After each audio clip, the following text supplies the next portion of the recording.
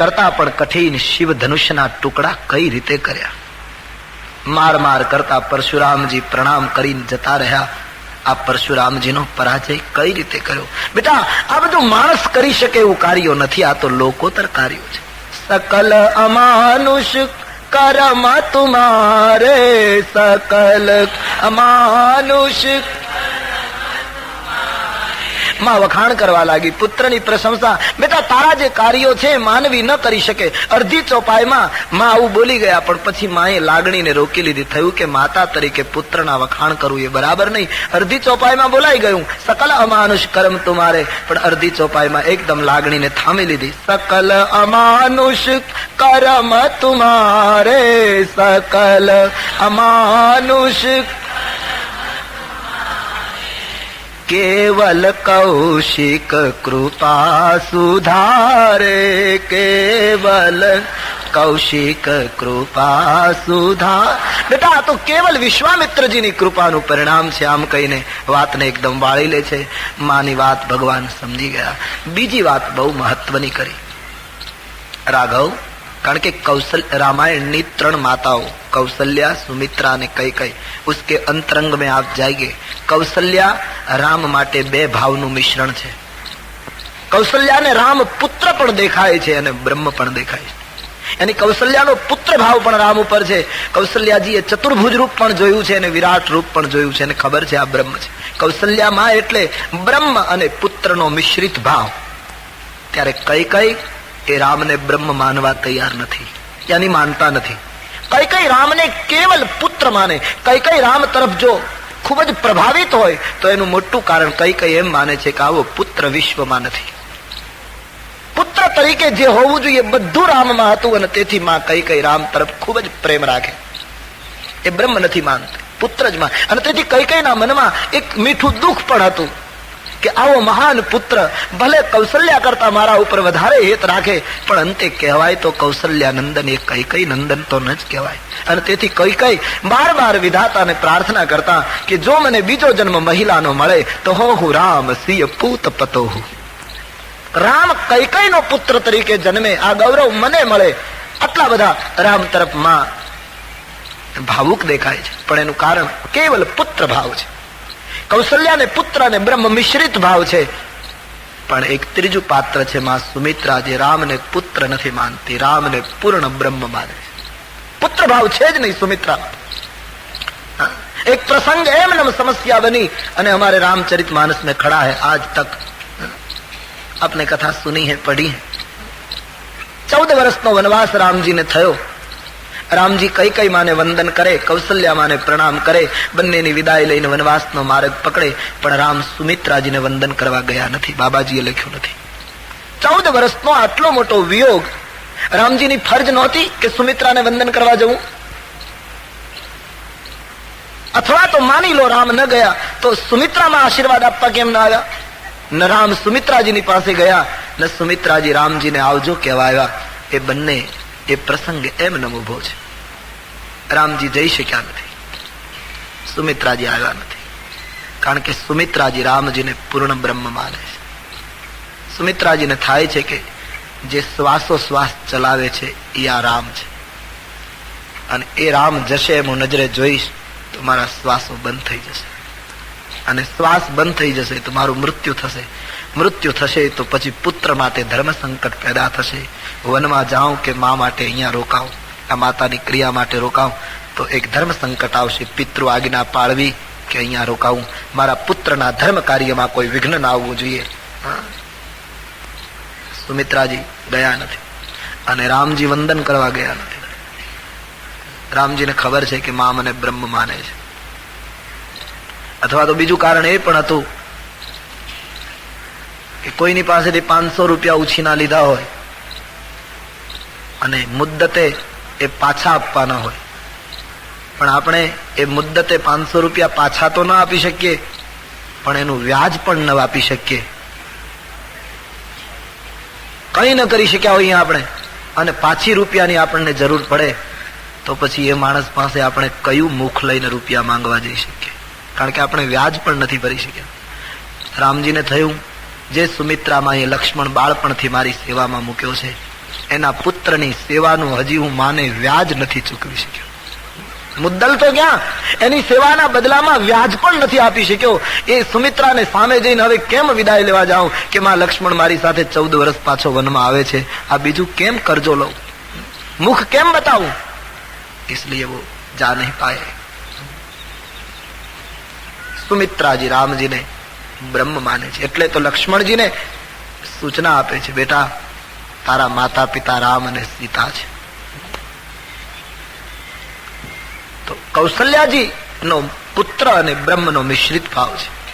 શરૂઆતમાં એમણે પુત્ર ભાવ રજૂ કર્યો છે કે તે તાડકાને એને કેમ મારી, પણ પછી તુરંત બીજા ભાવમાં રામજીના મસ્તક ઉપર હાથ ફેરવતા એ પુત્ર ભાવ રજૂ કર્યા પછી એક મહત્વની વાત કૌશલ્યાએ રજૂ કરી. રાઘવ, હા માં, એક વાત પૂછું? શું માં? રાત્રિનો સમય છે બેટા, વિશ્વામિત્રજી તને લઈ ગયા, આટલું મોટું કાર્ય કરીને તું પાછો આવ્યો. વિશ્વામિત્ર તને લઈ ગયા અને આજે તું અયોધ્યા પાછો ફર્યો. વચ્ચેના જે દિવસો તારા દર્શન વગર અમારે ગયા. તું બ્રહ્મ છે, વિધાતાને કહેજે એટલા દિવસો અમારી આયુષ્યમાં ગણે નહીં. તારા દર્શન વગર, તને જોયા વગર, તારા સામિપ્ય વગર જે દિવસો ગયા બેટા, એ જીવન જીવ્યું ન ગણાય. કેટલું મોટું સૂત્ર છે. સત્ય, નીતિ, પ્રમાણિકતા, એની નજીક જેટલું જીવાય એટલું જ આપણે જીવ્યા છીએ. આમ બહુ વિચાર કરીએ ને તો 75, 80 કે 100 વર્ષની ઉંમરમાં મોટે ભાગે લોકો 2-5 દિવસ જ જીવ્યા હોય છે, બાકીનું તો બધું એમનેમ ગયું છે. જીવન એટલું છે જેટલું સત્યની નજીક જાય. અને મને તમને બધાને ખબર છે કે મારું તમારું જીવન કેટલું સત્યની નજીક છે. હમ સબ જાનતે हैं, अपने आप को धोखा दे रहे. જેટલું નીતિથી જીવાય એટલું આપણું છે, પ્રમાણિકતાથી જીવાય એટલું આપણું છે, પ્રેમથી જીવાય એટલું આપણું છે, સંતોના સંગમાં જીવાય એટલું આપણું છે. બાકી તો આહાર, નિદ્રા, ભય, ખાવું પીવું, ભોગ ભોગવવા એ તો પશુઓ પણ કરે. इसमें कोई बड़ी कोई बात नहीं. જેણે રામ ભજ્યો છે એ જીવી ગયો, એ અમર થઈ ગયો. જેણે રામની નજીક જીવન જીવ્યા એ મરતો નથી. કબીર કા બહુત સુંદર સૂત્ર है, शून्य मरे अजपा मरे अनहद हूं मर जाए लेकिन राम सने ही ना मरे कह कबीर સમુજાય.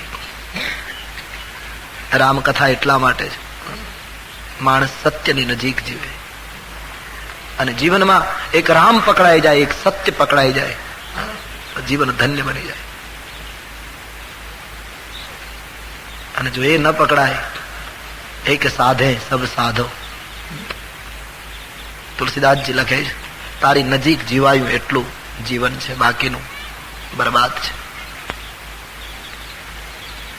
સંસારમાં રહેતા રહેતા જેટલું હરિભજન કરી લીધું. અમારે સૌરાષ્ટ્રમાં પેલી બહુ પ્રચલિત વાર્તા છે, આપે કદાચ સાંભળી છે. ગામડામાં પેલાના જમાનામાં તો દળના દળવા માટે પેલી ઘંટીઓ રહેતી હતી ને, હાથે બહેનો દળના દળતી હતી અનાજ. પછી 2 બહેનો, એક પાડોશીને ત્યાં 2 ઘંટી હતી એટલે બાજરો દળવા ગઈ.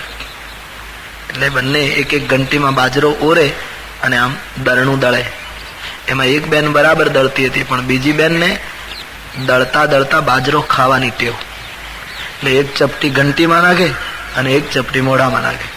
એટલે પેલી જે બીજી હતી એમણે એની ટીકા કરી કે આ કઈ રીત છે, દળનું દળતા દળતા બાજરો આમ ફાટતી જાય છે, બરાબર નથી. બોલે મને આદત છે, મને તો આવી ટેવ છે.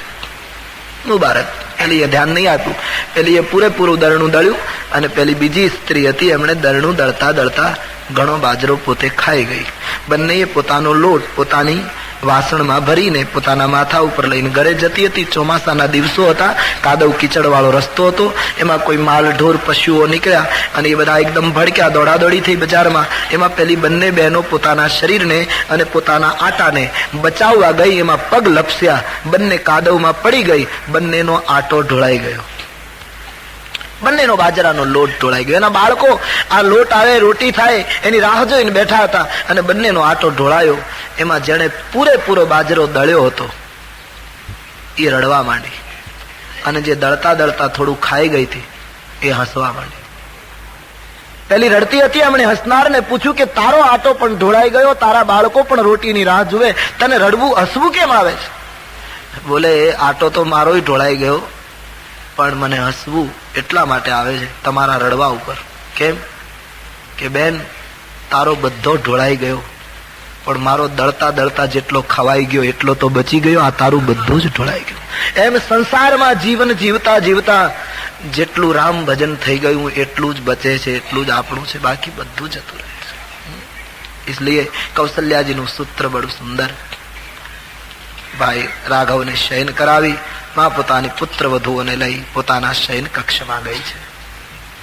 જાગરણ ચાલે છે, આખા ગામમાં જય જયકાર થઈ રહ્યો છે. સવાર પડે છે, મંગલ પ્રભાત ત્યાં ગવાયા છે. અયોધ્યા ધન્ય બની છે. આમ થોડા દિવસો વીતે છે. વશિષ્ઠજી પધાર્યા છે. મીંઢોળ છોડવાનો વિધિ કરવાનો છે. કન્યાના હાથે બાંધેલો એ કંકર છોડવાનો છે અને પ્રત્યેક વરરાજાએ પોતાની પત્ની જે હોય એ કન્યાનો મીંઢોળ છોડવાનો. એ વશિષ્ઠ મહારાજ આવ્યા, ઉત્સવ ઉજવાયો, ગામની સ્ત્રીઓ બધી ભેગી થઈ. તુલસીદાસજી લખ્યું સુદીન શોધી કર કંકન છોરે. સુંદર દિવસ શોધીને હાથનો મીંઢોળ સીતાજીનો રામજી છોડે છે, એ વિધિ થયો. એ વખતે મંગલ મોદ વિનોદ ન થોરે. ખૂબ મોદ ભર્યું વાતાવરણ હતું, પણ તુલસી કહે એ વખતે થોડો વિનોદ પણ થતો હતો. બનેલું એવું આનો ઉત્સવ તો હતો જ, પણ વિનોદ કયો હતો? ભગવાન રામ સીતાજીના હાથનો એ કંકર છોડે છે ને, તો આટલા દિવસ થયા પેલી દોરાની ગાંઠ જરા મજબૂત થઈ ગઈ છે, એટલે છૂટતી નથી ગાંઠ. ઘણી કોશિશ કરે છે રામજી, પણ જરા વાર લાગે. તો મહિલાઓ એકદમ વ્યંગ કરવા લાગી, વિનોદ કરવા લાગી. સીતાજીની સાથે કરિયાવરમાં જે દાસીઓ વગેરે મિથિલાથી આવેલી એ બધી મહિલાઓ રામજી મીંઢોળ છોડી શકતા નથી ત્યારે વ્યંગ કરવા લાગી કે મહારાજ માફ કરજો, ખોટું લાગે તો. શું કે શંકરનું ધનુષ તોડવું સહેલું છે, બાકી આ દોરો તોડવો બહુ કઠિન છે મહારાજ. આપ શિવ ધનુષ્ય તોડ પાએ, પણ આ કંકર છોડવો કઠિન છે. અથવા તો એક મહિલાએ એમ કહ્યું કે તમે રાજકુમાર છો, મહાન છો, ભવિષ્યમાં ગાદી પણ તમને મળશે, તમે મોટા છો, એ બધું બરાબર, પણ અમારી સીતાને બે હાથ જ્યાં સુધી નહીં ભેગા કરો ત્યાં સુધી આ દોરો નહીં.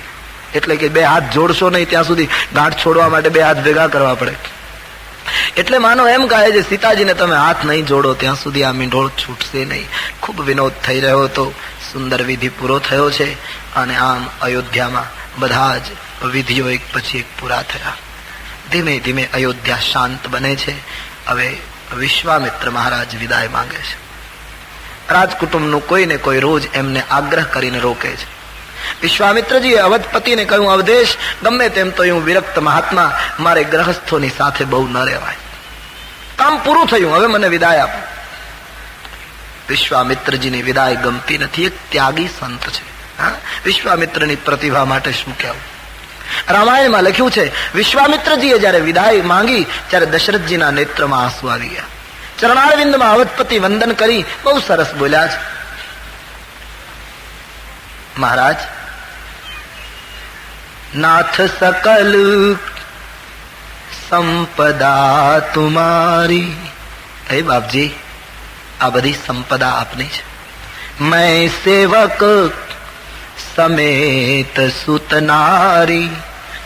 હું તો મારી રાણીઓની સાથે, મારા પરિવારની સાથે આપનો સેવક છું. બાપજી, આપ તો એટલા ત્યાગી અને વિરક્ત મહાપુરુષ છો કે હું સમ્રાટ છું, છતાં મને એમ થાય હું તમને શું આપું, કારણ કે આપ કામનાથી પરિપૂર્ણ છો. બહુ સાચી વાત. ભારતના સાધુ સંતોને તમે શું આપી શકો? આટલા ત્યાગ અને વિરાગમાં જે મહાપુરુષોએ જીવી અને આ દેશને ઘડ્યો છે, એને આપણે શું આપી શકીએ? પીપળા અદલો, પીપળાના પાન ખાઈ ખાઈને જે માણસ જીવી ગયા એને માણસો શું આપી શકે? દુર્વાસા ધરો ખાઈને જીવી ગયા, એને આપણે શું આપી શકીએ? કણાદ એક એક કણ વીણે એની ખીચડી બનાવીને ખાય અને શાસ્ત્રોનું ચિંતન કર્યું. આ મહાપુરુષોને હું તમે શું આપી શકીએ? મહાપુરુષોનું ઋણ ચૂકવવું હોય તો એક જ છે, એને શાસ્ત્રો અને ધર્મ ગ્રંથોમાં જે આદેશ આપ્યો એને ઈમાનદારી પૂર્વક જીવવાની કોશિશ કરી, જરાય છટકવાની કોશિશ કર્યા વગર. આજે મોટી કરુણા એ છે, ધર્મ ગ્રંથોની મને તમને બધાને ખબર છે, પણ જીવવાનો પ્રસંગ આવે છે ત્યારે હું તમે બહુ સિફતથી છટકી જઈએ. અમારાથી શું થાય, અમે શું કરી શકીએ? આ એક મોટી કરુણા. ઋષિમુનિઓનું દિલ તે દિવસે દુભાતું હશે.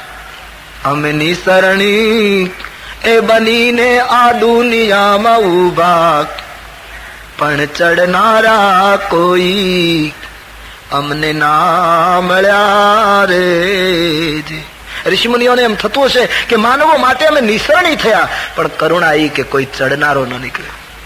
અમે દાદરા બનીને ખીલા ખૂબ ખાધા, પણ તપસ્યાના ફળ હજી ના મળ્યા રે.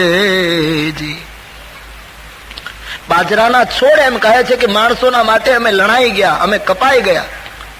સમાજ માટે માથડા કપાવી અમે ઘંટીમાં ઓરાણા. બાજરાના દુંડા કહે માણસો માટે અમે કપાઈ ગયા, છૂટા પડી ઘંટીની અંદર પીસાઈ ગયા, દરણું થઈ ગયા, લોટ થઈ ગયા. એટલેથી અમારી કુરબાની અટકી નહીં. માથડા કપાવી અમે ઘંટીમાં ઓરાણા, ચૂલે રે ચડીને પછી પીરસાણા, પણ જમનારા કોઈ અમને ના મળ્યા રે. થાળી પીરસાઈને સામે આવ્યા. મહાભારત, ભાગવતજી, રામાયણ, ભારતના ઉપનિષદો, આમ સાધુ સંતોએ થાળ તૈયાર કરીને માણસ પાસે મૂક્યો, તો જમનારા કોઈ ન મળ્યા. પગે બાંધી ઘૂંઘરું, માથે ઓઢી ઓઢણી, અમે નારી બનીને રાતભર નાચ્યા, પણ જોનારા કોઈ ન મળ્યા. અમે પુરુષ હતા છતાં સ્ત્રીનું પાત્ર પહેરી અને લોકોનું મનોરંજન કરવા માટે, લોકોને આનંદ આપવા માટે રાત્રિભર નાચ્યા, કવિ કહે, તો કોઈ જોનારા મળ્યા નહીં. અને જોનારા મળ્યા તો કદર કરવાને બદલે ટીકા કરનારા મળ્યા. લોગ કહે મીરા ભાઈ બાવરી, લોગ કહે मीरा भाई बावरी, नात कहे कुल नासी रे, पग घूंघर बांध घूंघर घूंघर बांध मेरा नाची रे, पग घूंघर बांध मेरा नाची रे.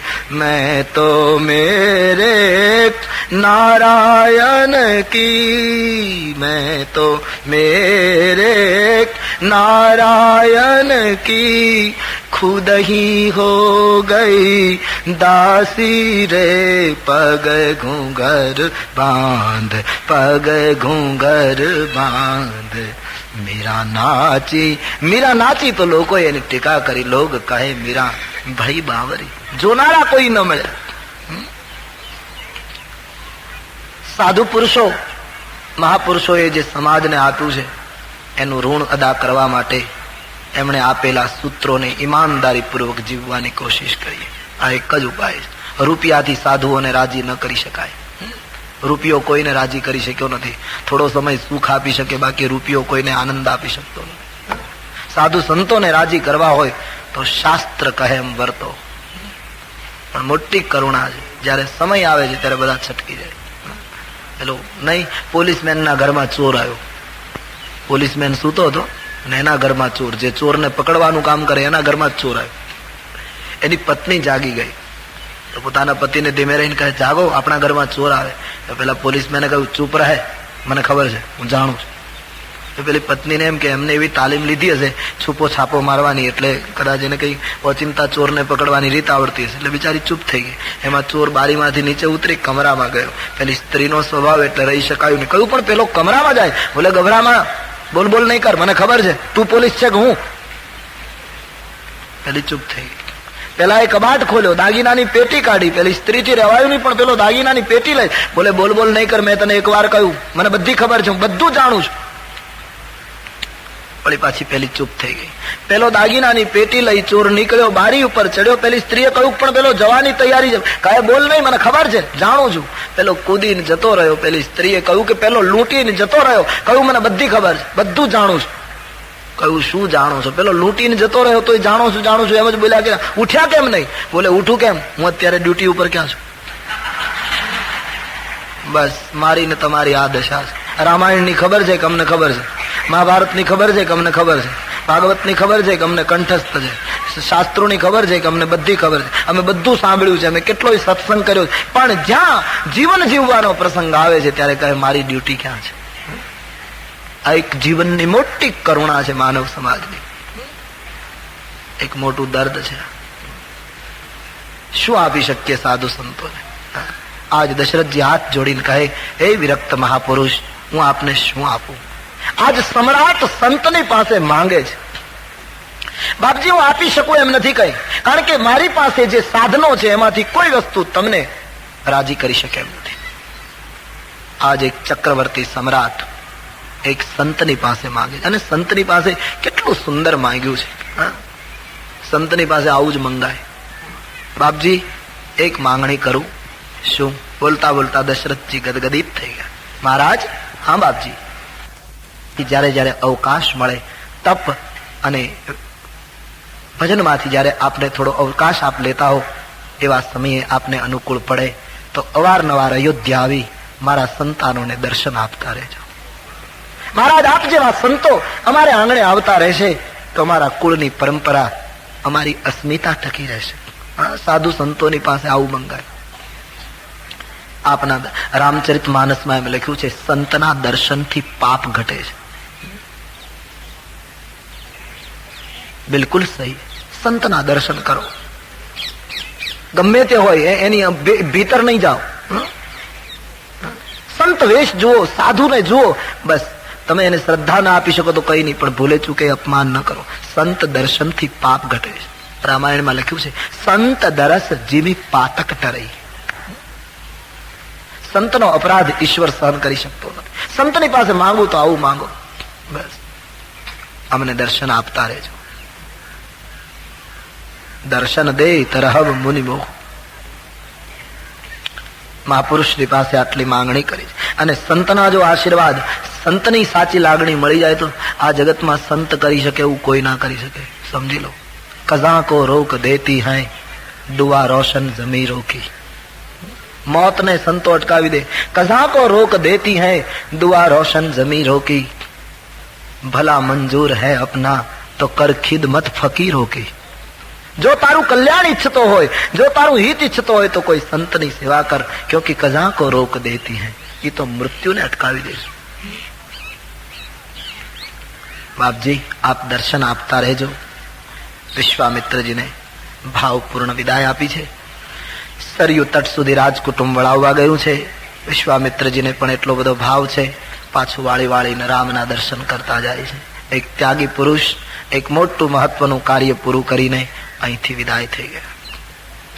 ધીમે ધીમે અયોધ્યા બિલકુલ શાંત થવા લાગે છે.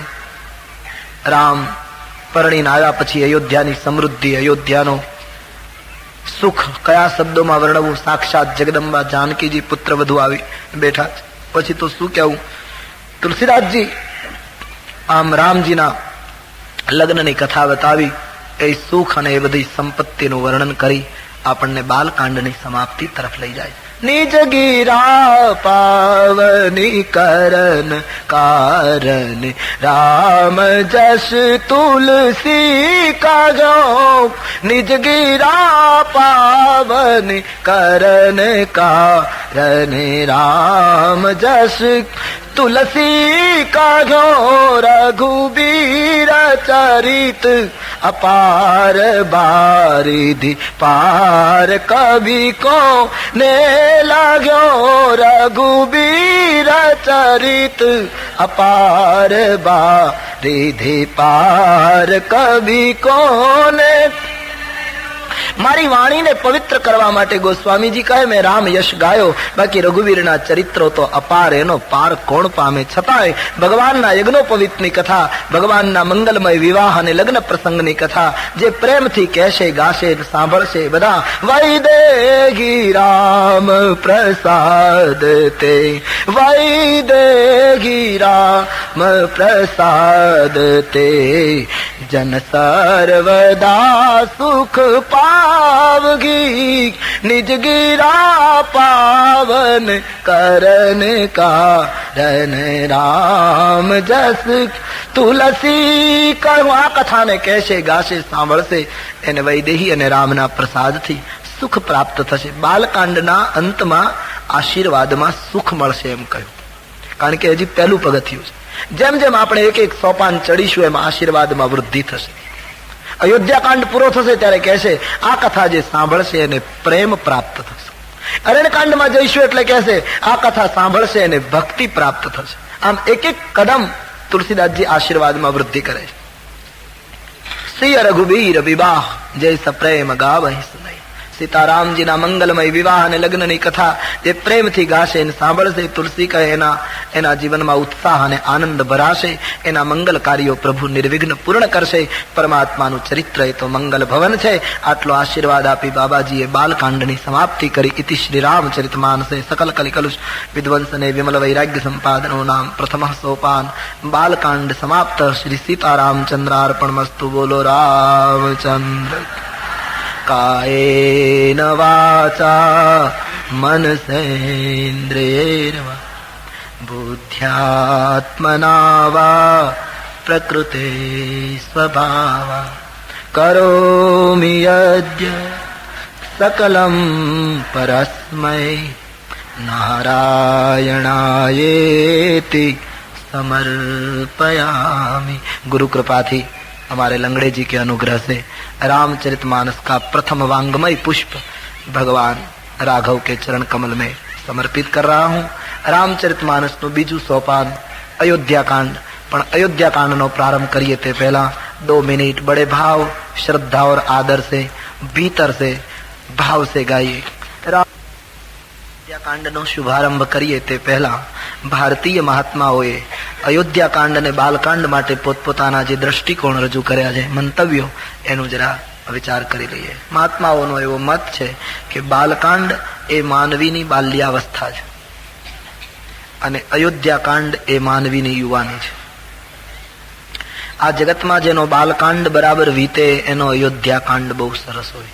યાની જેનું બચપણ બરાબર વીતે એનું યૌવન સુગંધી હોય. અને જેનો અયોધ્યાકાંડ બરાબર વીતે એનો ઉત્તરકાંડ બહુ સારો હોય. યાની જેની યુવાની બરાબર વીતે એની ઉત્તરાવસ્થા બહુ સરસ હોય, વૃદ્ધાવસ્થા બહુ સારી હોય. બચપણ બગડે એની યુવાની બગડે, યૌવન બગડે એનું ઘડપણ બગડે. જીવનના આ પ્રારંભ, મધ્ય અને અંતને જો બરાબર સુધારવો હોય તો અયોધ્યાકાંડ એ મહત્વનો કાંડ છે. યુવાનીનું પ્રતીક છે અને યૌવન એ માનવ જીવનનું કેન્દ્ર છે. એક નિસરણી છે. આ નિસરણી ઉપર પગ મૂકીને માણસ સ્વર્ગમાં પણ જઈ શકે, મોક્ષનો દ્વાર પણ ખટખટાવી શકે, અને ખ્યાલ ન રહ્યો તો આ નિસરણી માણસને નરકના દ્વારે પણ લઈ જતી હોય. યૌવન એક કેન્દ્ર છે અને તેથી યૌવન માણસ બચાવે. ભારતીય સંતોએ એમ કહ્યું છે માણસની યુવાનીનો 6 પ્રકારે નાશ થાય છે. જે માણસ ના જીવનમાં 6 વસ્તુ વધારે પડતી થઈ જાય, અતિરેક જેને કહેવાય, લક્ષ્મણ રેખા ઓળંગી જાય 6 વસ્તુ, એનું યૌવન ખલાસ થઈ જાય, એનું યૌવન દુર્ગંધ મારે છે. જે માણસે પોતાનું યૌવન બરાબર ટકાવવું હોય, સત્યની ઉપાસના માટે, ભજન માટે, સંસ્કૃતિ માટે, રાષ્ટ્રની અસ્મિતા માટે, એ માણસે પોતાનું યૌવન બરાબર સાચવવું જોઈએ. આજે દેશની કરુણા છે, એ યૌવન ઢીલું થતું જાય. આ દેશમાં વયોવૃદ્ધ સફેદ દાઢીવાળા ભીષ્મને એ કાળમાં યુવાન ગણવામાં આવતા હતા અને આજ 22 વર્ષનો યુવાન વૃદ્ધ જેવો દેખાય. આ કરુણા છે. રામાયણની શબરી જે વૃદ્ધ થઈ ગઈ હતી છતાં રામજી એને ભામિની કહી છે. માણસ યૌવનને ટકાવે અને ઈશ્વરનું ભજન કરવું હોય યા તો જીવનને ધન્ય બનાવવું હોય ત્યારે યુવાની જ જરૂરી. ગડપણમાં ગોવિંદ ગાવાના સૂત્રો ભૂલી જાઓ. એક કાળ હતો, ભૂતકાળ થઈ ચુક્યો છે. ગડપણમાં કેમ ગોવિંદ ગવાય? ઈશ્વરને સમર્પિત થવાનું હોય ત્યારે યૌવન અર્પણ કરાય, બુઢાપો નહીં. આપણે ઘરે કોઈ મહેમાન આવે ને એમ કહે મારે એકાદશી છે, હું કઈ જમીશ નહીં, તો આપણે રસોડામાં પૂછીએ કઈ ફળ છે, તો ઘરની અંદરથી જવાબ આપે કે ફળ તો છે પણ જરા બગડેલા છે. તો બગડેલા ફળ આપણે મહેમાનને નહીં આપીએ. મહેમાન માટે તાજા, રસદ્વાર, સુવાસિત, પાકેલા ફળ લાવીશું. એક મહેમાનની ખાतिर ત્વાજામાં જો ગ્રહસ્થ તાજા ફળ અર્પણ કરતો હોય તો ઈશ્વરને જયારે જીવન અર્પણ કરવાનું હોય ત્યારે વૃદ્ધાવસ્થાનું બગડેલું ફળ ન અપાય, યુવાનીનું તાજું ફળ અર્પણ કરાય. તરવરતું યૌવન ધમની અને શિરામાં આ સંસ્કૃતિનું કામ કરવા માટે જયારે ગરમ લોહી વહેતું હોય ત્યારે જીવન અર્પણ કરાય.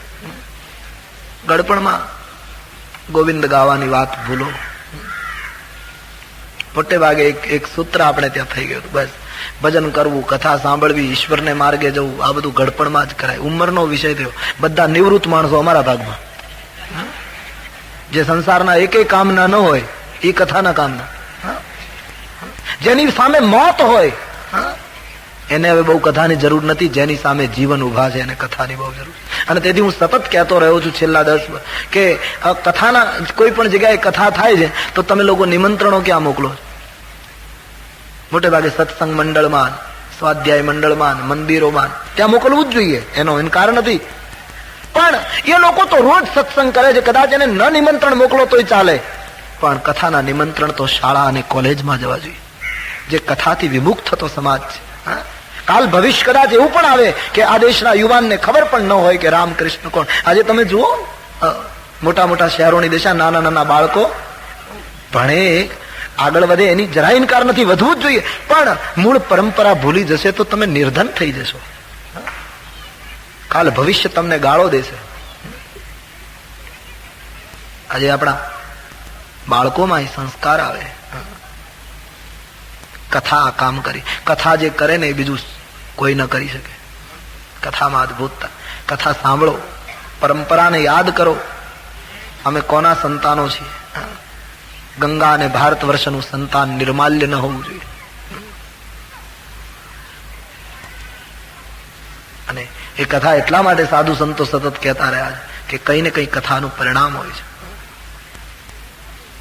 હું કેનેડામાં કથા કહેતો હતો 22 દિવસ સુધી વેન્કોવરમાં. એક ઘટના બની. યુગાન્ડાથી એક લોહાણા કુટુંબ, યુગાન્ડાનો પેલો પ્રસંગ બન્યો એટલે બધા જુદા જુદા જતા રહ્યા. એમાં ત્યાં કેનેડા આવેલું, ઘણા રૂપિયા, પુષ્કળ સંપત્તિ હતી. પણ મને તો પછી 17મે દિવસે ખબર પડી, કથાના 17મો દિવસે આ વાતનો ખ્યાલ આવ્યો. તો એમાં એક કુટુંબ, યુવાન પુરુષ પોતાની પત્નીને છોડીને હોટેલમાં રહે છે. પતિ પત્નીને બનતું નથી. એક 5 વર્ષનો બાબો છે, એક 8 વર્ષની બેબી છે. એને પેલી સ્ત્રી સાચવે છે. પેલો પુરુષ હોટેલમાં રહે છે. મહિને મહિને હોટેલમાંથી પૈસા મોકલે, પણ પતિ પત્ની બોલતા નથી. બાળકો પિતાનું સુખ ઝંખે છે, પણ બાપ ઘરે આવતો નથી. પૈસા પુષ્કળ છે, પણ ખબર નહીં કઈક મનમાં આંટી પડી ગઈ. એક નિશાની સારી હતી કે બંને જણ કથામાં આવતા હતા. પેલી પત્ની બાળકોને લઈને આવતી હતી, પેલો પુરુષ હોટેલથી આવતો હતો. ત્યાં એવો નિયમ હતો કે સાંજના આરતી એક જ વખત કથા ચાલે. રાતના આરતી જયારે ઉતરે ત્યારે એવો નિયમ કરેલો કે જેને આરતી કરવી હોય પોતાના ઘરેથી આરતી તૈયાર કરીને લેતા આવે. એટલે આખો શ્રોતાગણ ઉભો થઈ જાય આરતી વખતે, બધા પોતપોતાની જગ્યાએ ઉભા રહીને રામાયણજીની આરતી કરે. 17મા દિવસની કથા હતી. ભરત ચરિત્ર ચાલતું હતું. ખબર નહીં શું થયું, મને તો ખબર નહોતી, મને તો પછી ખબર પડી. પણ પેલી પત્ની રોજ પોતાના પતિને જોવે પુરુષના વિભાગમાં. પેલા બાળકો રોજ પોતાના પિતાને જુએ. આમ તરસે કે મારા બાપુજી અમને બોલાવે, પણ પેલો નિષ્ઠુર માણસ બોલાવે નહીં. કથા પૂરી થાય એટલે જતો રહે. 17મે દિવસે કથા પૂરી થઈ. ખબર નહીં, એ મેરે સામને ઘટી हुई घटना मैं आपको बता रहा हूं. એ માણસને, એ યુવાનને શું થયું, એ કથા પૂરી થતા એકદમ ઉભો થઈ બહેનોના વિભાગમાં જઈ એની પત્નીની સાથે બોલ્યો અને કહ્યું, તું એક કામ કરજે, કાલે ઘરેથી આરતી તૈયાર કરતી આવજે, આપણે કાલે આરતી ઉતારવી છે. એના બાળકો, એના પિતા એની મા સાથે બોલ્યા. એ જોતા બાળકોની આંખમાં આંસુ આવી ગયા. આખો શ્રોતાગણ તે દિવસે એટલો રાજી થયો. મને પાછળથી કહેવામાં આવ્યું કે 3 વર્ષથી આ અમારા ગામનું એક અતિ સમૃદ્ધ કુટુંબ છે બાપુ, પણ 2 જણા બોલતા નથી. એને કોઈ સમજાવી શકતું નથી. આ માણસે આરતીનું કહ્યું. પેલી પત્નીએ કહ્યું તો પછી તમે આજે ઘરે આવશો? કહે નહીં, મેં કથા સાંભળીને આજ નિર્ણય કર્યો કે કાલે રામાયણની આરતી ઉતાર્યા પછી હું ઘરે આવીશ, અને એકવાર ઘરે આવ્યા પછી હું તને ક્યારેય છોડીશ નહીં. એ પુરુષ પાછો હોટેલ જતો રહે. પેલી સ્ત્રી ઘરે જતી રહી. મને પછી રાતના બધાએ વાત કરી કે આવું બન્યું છે. બહુ મહત્વનું પેલું થયું. 18મે દિવસે એ બેન આરતી શણગારીને આવી. એના બાળકો જે ખુશ હતા એ દિવસે, પેલો હોટેલમાંથી આવ્યો, અને 18મા દિવસની કથાના અંતે એ પતિ પત્નીએ એના બે ભૂલકાઓએ રામાયણજીની આરતી ઉતારી.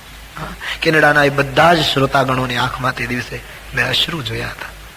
પત્ની પતિને પગે લાગી, બંને જણા રામાયણને પગે લાગી, એક બની બાળકોને સજળ નેત્રે ભેટી અને તે દિવસે ઘરે ગયા. મને એમ લાગ્યું તે દિવસે કે આટલા માઇલની યાત્રા કરીને ભારતથી હું રામાયણ લઈને અહીંયા આવ્યો, મારી યાત્રા સફળ થઈ ગઈ. કથા में ये कोई વક્તાનું કારીગરી નથી, એ વક્તાની એ તુલસીની ચોપાઈઓનો પ્રભાવ હતો. માનવીમાં પડ્યું છે, એને ખોલવાની જરૂર છે. કોઈ ક્લબો એને ન સમજાવી શકે, તમારી સોસાયટી ન સુધારી શકે, તમારી ક્લબો ન સુધારી શકે, તમારી હોટેલો ન સુધારી શકે. એ કામ ભગવત કથાઓ અને સંતો કરી શકે. इसलिए सुनो कथाओ. આજ નહીં તો કાલ સ્વીકારવું પડશે. કદાચ આજ સંપત્તિનો તાન હશે, આજ પ્રતિષ્ઠાનો ઘમંડ હશે, આજ કદાચ પોતાની વિદ્વતાનો પહેલો હશે, કોઈને પોતાના પદ અને અધિકારનો નશો હશે, તો કાલ સ્વીકારવું પડશે. પણ સ્વીકારવું પડશે રામ નામ, એ વગર છૂટકો નથી. जीवन का अंतिम ध्येय ये है. इसलिए कथा सुनो. यौवन ईश्वर ने अर्पण करવું હોય તો અયોધ્યા કાંડ સાંભળો. 6 વસ્તુનો અતિરેક જીવનમાં થશે તો યુવાની નાશ પામશે, એમ સંતો કહે છે. મહાત્માઓનો મત છે અતિશય બોલવાથી યુવાનીનો નાશ થાય છે. પહેલું સૂત્ર છે, એક શબ્દથી કામ પતે તો બીજો શબ્દ ન બોલો. વાણીને જેટલી સાચવશો એટલી તમારા શબ્દની શક્તિ વધશે. આ દેશની સંસ્કૃતિમાં ઋષિઓએ શબ્દને બ્રહ્મ કહ્યો છે. શબ્દ જેમ તેમ વેડફવાના નથી. શબ્દ બ્રહ્મ હે આ દેશમાં. અતિ બોલવાથી ધર્મગ્રંથોમાં તો વર્ણન મળે છે, વાકપાત એ શુક્રપાત કરતા ભયંકર છે, એમ કર્મકાંડના પુસ્તકોમાં મળ્યું છે. શુક્રપાત કરતા પણ વાણીનો પાત. અતિશય બોલવું સારું નથી, શરીરનો મોટો ઘસારો છે.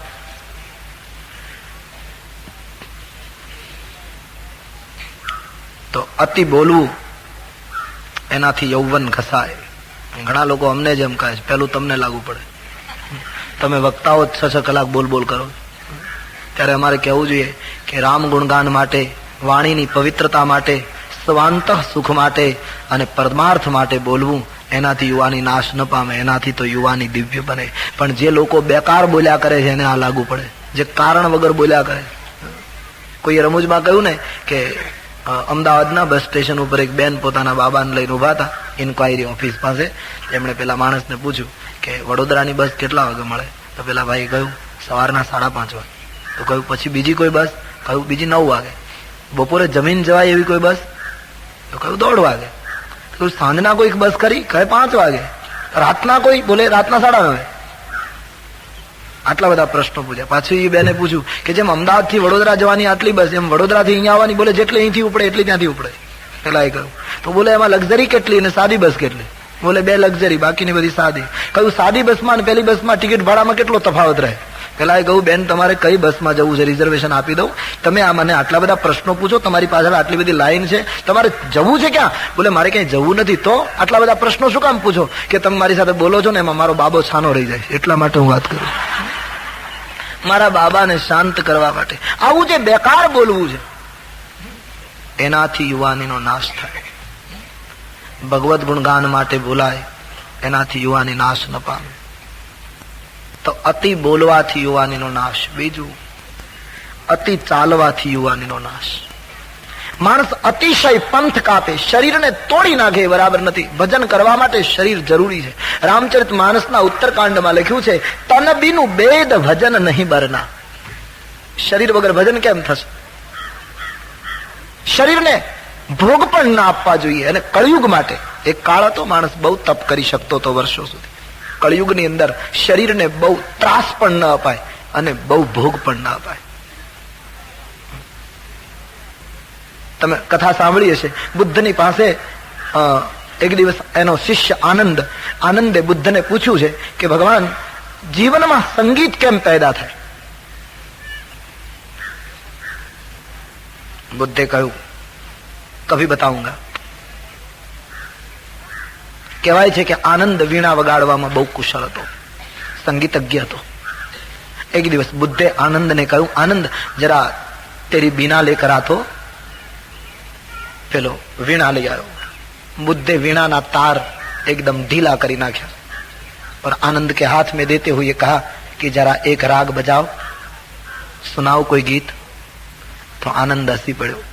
भगवान माफ करजो, संगीत आपनो विषय નથી અને આ મારો વિષય છે અને મારે તમને કઈ કહેવું એ બરાબર નહીં, મારાથી તમારી ભૂલ પણ ન કરાય, મર્યાદા તૂટે, માટે આ વાત અહીંયા બંધ કરો. બોલે નહીં, કેમ, તકલીફ શું છે? બોલે બાબા, વીણાના તાર ઢીલા હોય તો સ્વર નહીં નીકળે, संगीत नहीं छूटे. ओ बुद्ध ने कहा मेरी भूल हो गई, ला वीणा वापस ले ली और वीणा ना तारे एकदम तंग कर दीधा, एकदम टाइट कर दीधा. कहूं अब बजाओ. પેલા આનંદે કહ્યું બાબા આ વાત જ તમે છોડો, કારણ કે આ તમારો વિષય જ નથી. કેમ કે અતિ તંગ તાર થઈ જાય તો પણ સંગીત નહીં નીકળે. તો બોલે અતિ ઢીલા પણ નહીં અને અતિ તંગ પણ નહીં, જ્યારે મધ્યમ તાર રહેશે ત્યારે सुंदर संगीत निर्माण થશે. वीणा को फेंकते हुए बुद्ध ने कहा कि 15 दिन पहले का तुम्हारा जो प्रश्न था उसका ये जवाब है. શરીરને બહુ તંગ કરવાથી પણ જીવન સંગીત ગુમાવશો, શરીરને ભોગમાં બહુ ઢીલું રાખવાથી પણ જીવન સંગીત ગુમાવશો. શરીર को मध्यम बना दो. તો શરીર જરૂરી છે, એને તોડી નહીં રાખવાનું. અતિ ચાલવું નહીં. શરીરને વ્યાયામ મળી રહેવો જોઈએ, શરીરને કસરત મળી જાય, અવયવોને એક પેલી મળી રહેવી જોઈએ, અભ્યાસ એ બરાબર છે, પણ અતિ ચાલવું એ યૌવનનું ઘાતક છે. અતિ બોલવું, અતિ ચાલવું. ત્રીજું, અતિ ભોજન કરવાથી યુવાનીનો નાશ થાય. માણસ અતિશય ભોજન કરે તો યૌવન ઘસાય.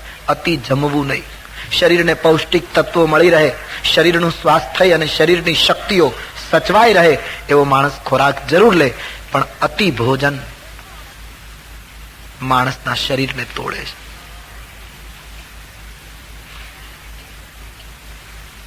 આપણે ત્યાં તો એક મત તો એવો જ હતો ને કે ઋણ કરીને ઘી પીવો, ઋણમ કૃત્વા ઘૃતમ પીબે, ખાઓ પીવો બસ.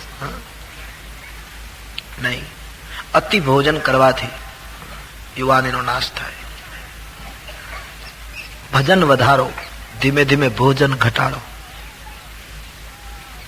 ભજન વધશે તો ભોજન ઘટવા જ માંડશે. તો અતિશય ભોજન કરવાથી યુવાનીનો નાશ થાય.